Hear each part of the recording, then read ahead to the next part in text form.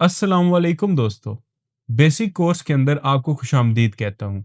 आज का हमारा टॉपिक है कि पिप्स क्या होते हैं और पिप्स क्यों होते हैं। मैं क्या और क्यों दोनों को साथ लेके चलूंगा। प्यारे भाइयों, पिप्स की मैं आसान डेफिनेशन दूं तो मार्केट की छोटी सी छोटी मूवमेंट को काउंट करने के लिए पिप्स यूज होते हैं। पिप्स मार्केट की एक यूनिट है, एक टर्म है जो कि मार्केट में हम जब भी मार्केट कोई मूव देगी उसके डिस्टेंस को काउंट करने के लिए इस्तेमाल करते हैं। फर्ज करें कोई भी इंडेक्स या कोई भी पेयर कुछ मूवमेंट देगा तो हम वो डॉलर्स में काउंट नहीं करते, पिप्स में काउंट करते हैं। अब ये पिप्स होते क्या हैं, कैलकुलेट कैसे होते हैं, ये मैं आपको बता देता हूं और फिर क्यों होते हैं इसको एक्सप्लेन करता हूं। फर्ज करें बूस्ट 1000 इंडेक्स का पेयर 16,270 से 16,271 पे जाता है, यानी एक पॉइंट मूव करता है। तो हम कहेंगे कि बूस्ट इंडेक्स ने एक पिप ट्रेवल किया। इसी तरीके से यही इंडेक्स अगर 16,270 से 16,280 पे चला जाता है तो हम कहेंगे मार्केट ने 10 पिप की मूवमेंट दी। इसी तरीके से ये 16,200 से 16,300 पे चला जाता है तो हम कहेंगे कि मार्केट ने 100 पिप ट्रेवल किया या 100 पिप की मूवमेंट दी। ये होते हैं पिप और ये तमाम इंडाइसिस के लिए इसी तरीके से कैलकुलेट होते हैं। अब मैं आपके दूसरे सवाल का जवाब दूंगा जो अक्सर आपके जहन में पैदा होता है कि पिप्स क्यों होते हैं। डायरेक्ट हम डॉलर्स में कैलकुलेट क्यों नहीं करते कि मार्केट इतने डॉलर्स बढ़ेगी या इतने डॉलर्स कम हो जाएगी। उसकी वजह है कि मार्केट हमेशा डॉलर्स में नहीं बढ़ती, माइक्रो सेंट्स में या सेंट्स में बढ़ती है और इतनी छोटे मूवमेंट को डॉलर्स के अंदर काउंट करना कंफ्यूजिंग भी होगा और मुश्किल भी होगा।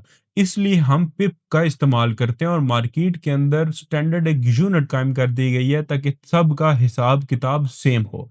इसके अलावा पिप समझ लें कि मार्केट के डिस्टेंस को काउंट करने में मदद देती है। इससे पहले का टॉपिक था lot size. Lot size quantity और पिप कह लें कि डिस्टेंस कि मार्केट ने कितना पिप्स का डिस्टेंस कवर किया या कितने पॉइंट्स का डिस्टेंस कवर किया। अब पिप की मैं आपको मजीद क्यों की एग्जांपल देता हूं। फॉर एग्जांपल मार्केट में हर ट्रेडर की एक डिफरेंट लॉट साइज होती है। कोई 0.01 यूज करता है, कोई 10 यूज करता है, कोई स्टैंडर्ड लॉट यूज करता है। अगर कोई बड़ी लॉट यूज करेगा तो मार्केट में प्रॉफिट कम मूवमेंट पे ज्यादा होगा, छोटी लॉट यूज करेगा तो कम मूवमेंट पे कम होगा।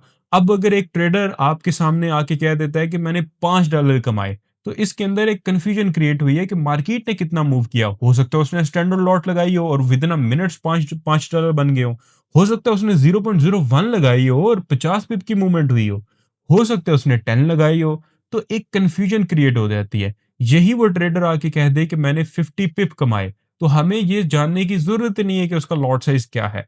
तो मार्केट की कैलकुलेशन के लिए भी पिप इस्तेमाल होते हैं और एक कंफ्यूजन को दूर करने के लिए भी।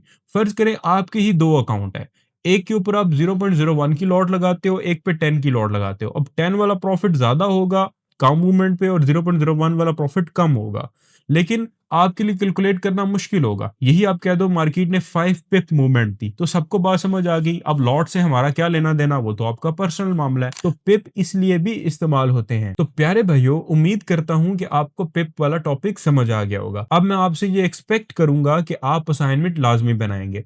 आज की असाइनमेंट है कि आपने एक्सप्लेन करना है कि पिप क्या होता है और पिप क्यों होता है। दुआ में याद रखिएगा। अल्लाह हाफिज।